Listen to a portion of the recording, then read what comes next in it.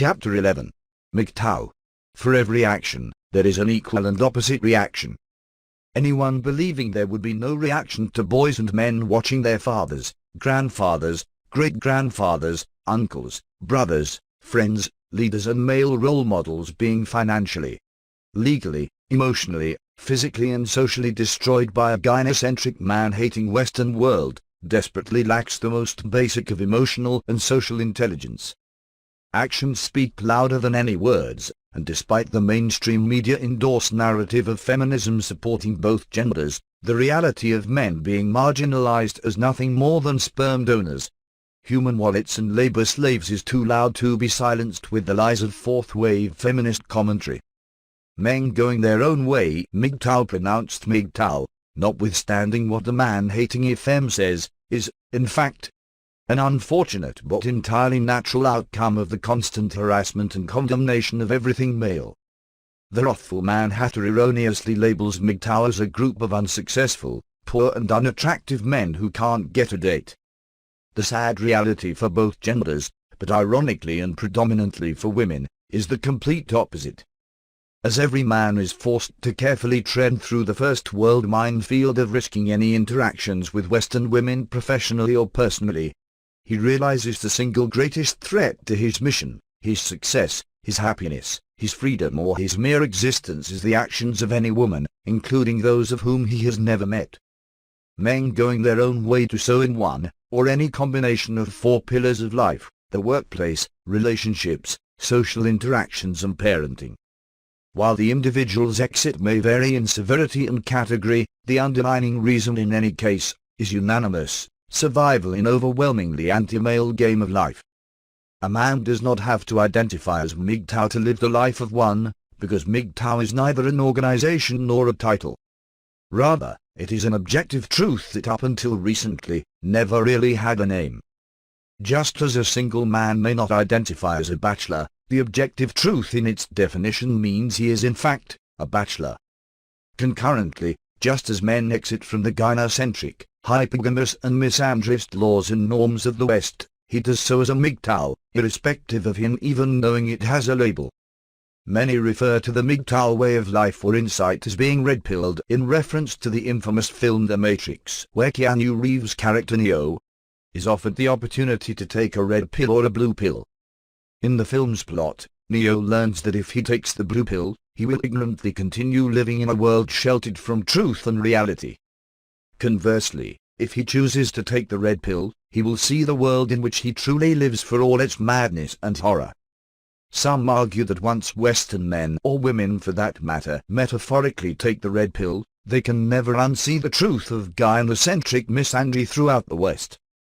Men, particularly those with the most to lose, naturally shift their life to Mig Tao in a legitimate attempt to protect his resources and freedom.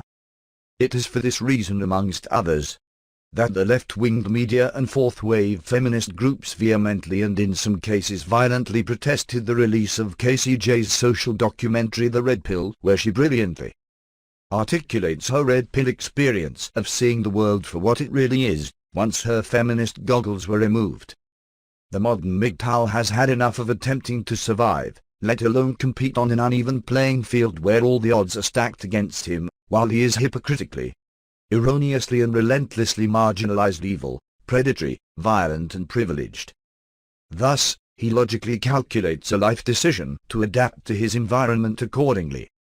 As Darwin articulated, survival depends on those who are the most adaptable to their environment. Concurrently, evolution shows us that life must prioritize survival first, and reproduction second, not the other way around. Cognizant of the tangible oppression of Western men through the legal, financial, social, psychological, professional and physical manipulation and exploitation of men in all four pillars of his life, a growing number of men are now doing what evolution has taught them to do over billions of years of evolution: adapt to your environment to survive. The socially aware modern man is more often becoming Mig Tao, not out of hate, but rather self-preservation. The Efem's uninformed character of self-centered and self-proclaimed victimhood status responds to the Mig Tao way of life as if it were a political movement or club for misogynists. She responds to Mig Tao the same way she responds to anything that does not surrender entirely to fourth-wave feminism, with the relentless mantra she has in her social kit of hate screaming the theme: women are oppressed victims entitled to unlimited rights and payouts funded by the men they hate. Any man or woman who does not legislate and fund the Efem's cries and demands is a misogynist who must be silenced by any means possible. In her eyes, Mig Tao is another word she can use to build upon her self-centered mantra of being the biggest victim deserving the most entitlement at the cost of everything and everyone but herself. The truth, logic, reason and reality of Mig Tao, however, is that it is based on neither political ideology nor hate. Concurrently, it is neither a group with a centralized leader nor a company that accepts donations to lobby governments. Though a man going it alone may not even know of or identify as Mig Tao, he doesn't need to know of a new word to exit from the war he never wanted. Forced to go his own way, he avoids a set of rules, norms and laws that are designed to ensure his actual oppression through the gynocentric marginalization of Western men, particularly if they are white, heterosexual and Christian. As more and more men adopt a way of life that improves their chances of survival, they concurrently experience the opportunity to thrive by protecting their resources from divorce, rape and avoiding false allegations from unstable women immune from perjury. Further, going it alone means he can take advantage of countless work, travel and self-development goals he would otherwise not hold when tied down in a hypergamous relationship, caged by gynocentric laws, and relentlessly attacked through social and legal themes of misandry.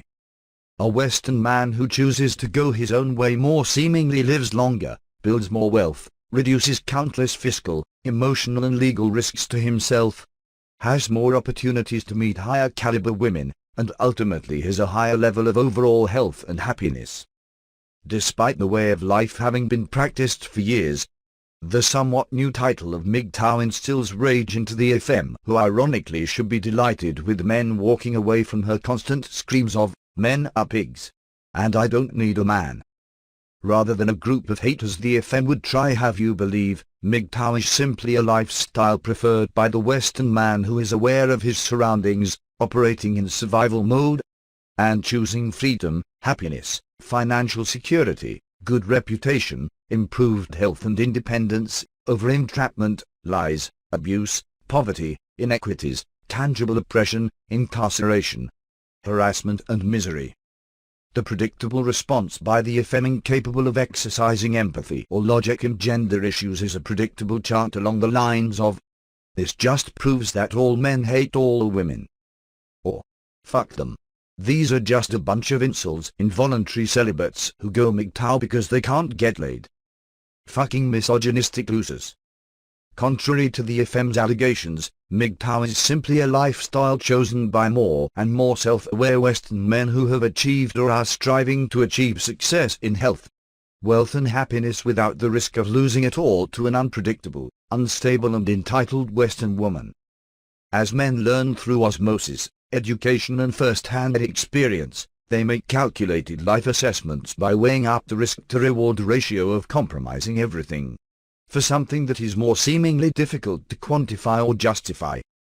While some feminist scholars brag that a woman's unpredictability makes them superior, men more often understand that the concoction of female instability, gynocentric family courts, a hypergamous media, and misandrist legislature are the recipe for catastrophic consequences to any man.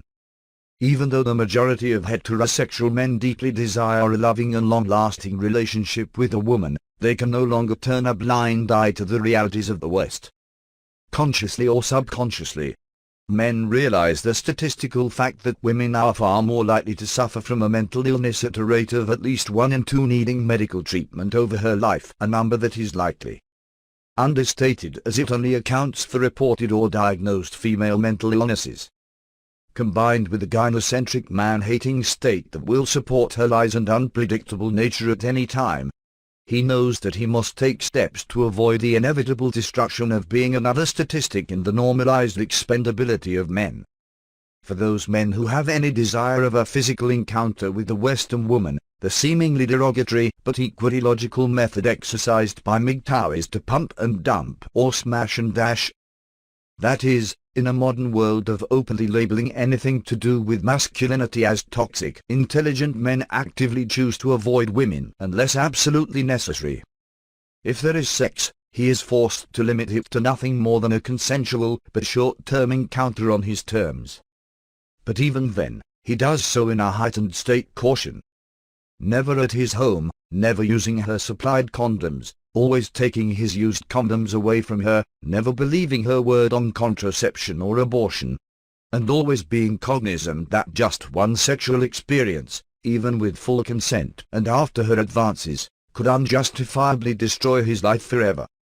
To many men, the risk versus reward is so great that any sex, including an entirely consensual one-night stand or longer-term arrangement, is completely off the table.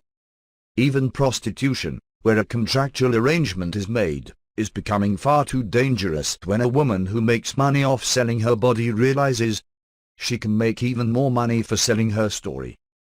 To the man who has everything to lose, it's just simply not worth the hassle as a consequence of her word, no matter how untrue or unreasonable, is more often than not indefensible and irreversible.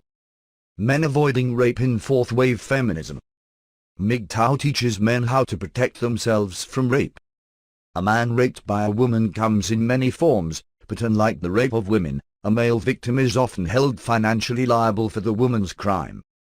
These crimes include women taking advantage of drunk men or stealing their sperm to get pregnant without his consent, only to be rewarded with his and the state's money. A man choosing to go Mig Tao ensures he is not subjected to a lifetime of child support for a child he never wanted but is forced to pay for after being raped. Concurrently, it protects him from the catastrophic pain of being denied he loves but is not allowed to see. Moreover, it ensures his unborn child is not murdered by a woman who holds the unchallengeable legal and social privilege to keep, kill, create or abandon a human life. The tidal wave of false allegations by women up to 50 years after a consensual or even loving encounter has forced men to act accordingly. Even if he is not guilty of ever committing a crime, he must forever prepare to be accused of one. Going Mig Tao ensures he avoids imprisonment for what was entirely consensual sex, only to later be classified as rape if she decides so in regret, a cry for attention and money, and has a mental or financial breakdown leading to a vexatious allegation that he will carry for life. Through the absurdity of laws that promote misandry and the denial to procedural fairness afforded to men, he realizes there is no such thing as consent even if it is provided, as she can decide to retract it half-century later for any reason, and at his assured peril. Further, he understands that whilst consent must somehow be obtained in statutory declaration witnessed by a judge and endorsed by the state in front of countless witnesses, beyond her right to retract her consent years upon years later, this absurd law is only to be applied in one direction, as women are free to rape men and boys without consequence, except financial reward. Hypocritically and terrifyingly, her act of rape typically results in some form of compensation bestowed upon her through UN-capped amounts of child support, payouts from the state, and the glorification of victimhood status from women's groups who will support her, even if her allegations are proven to be completely false. Rape laws that are designed to ensure men are always guilty and women are always victims, force men to exit the dating game forever. In fact, they force men to exit from any interaction with women in any capacity. Laws that claim men and women are equal, legislate a drunk woman cannot give consent. Yet the same protections are not applied to the man who has his seed stolen by the predatory female looking for a baby. That is, the calculating Western woman who goes out when fertile or horny looking for a drunk victim to take home should be legally guilty of rape but never is. Rather, in these cases, the male victim is not only denied protection from the law, he's in fact financially penalized for 18 years for being raped by a sexual predator, while being socially mocked for failing to keep in his pants, all the while being told the genders are equal and all men have to respect all women, but not the other way around. A drunk woman who drives a car can be held to account as a criminal, yet the same drunk woman who rapes a man to fall pregnant is geocentrically entitled to money and the glorified title of being a single mother victim. as more and more men see the danger of an entitled Western woman taking advantage of a drunk or sleeping man through sexual and financial rape of men endorsed and enforced by the state. Sex is becoming less and less appealing, especially for successful men who have so much to lose. Consequently, statistics show Westerners are having less sex, while fertility rates are plummeting, vasectomies are increasing, birth rates are plummeting, and women proactively choosing to go parenthood alone but subsidized by the state spirals out of control. In other words, as men exit from the Western sexual market, women are buying or stealing more sperm while ironically blaming men for not being good enough for women. Concurrently, naturally healthy consensual and fun adult sex within the West is becoming as rare as Western values, families or natural births. Rewarding female rapists who target boys. The exploitation of men and boys by women is seen in countless examples throughout all Western cultures. In a world where children were once protected from sexual predators, the numerous case studies of adult females who rape boys, then successfully sue them for child support undoes any belief that feminism is about supporting both genders, let alone the protection of children. In these truly disturbing cases, the adult female perpetrators are not only let off their crimes of rape and pedophilia, but they are also financially rewarded at the expense of a child victim raped by an adult predator. Further, the female pedophile is afforded government money to fund the outcome of her crime for years. Male children raped by women and forced to become fathers against their will, only to then be handed an 18-year financial penalty for being a victim of rape by a female pedophile is disgusting and criminal, but under fourth-wave feminism, we all have to pretend it's not really a thing. If the genders in these cases were vice versa, it would be an incomprehensible social injustice met with public outcry and harsh legal consequence. Law, logic and equality are all completely void when the rapist is female and victim is male. This appalling reality of hypocrisy is amplified when the state holds a male child rape victim to account for the crime of female rapist and pedophile. Mig Tao sees all of this with his own eyes and knows that if the state won't protect male children from female rapists and criminals, he doesn't stand any chance of defending himself from the immoral and or criminal acts of a woman violating him, let alone her false accusation of him violating her.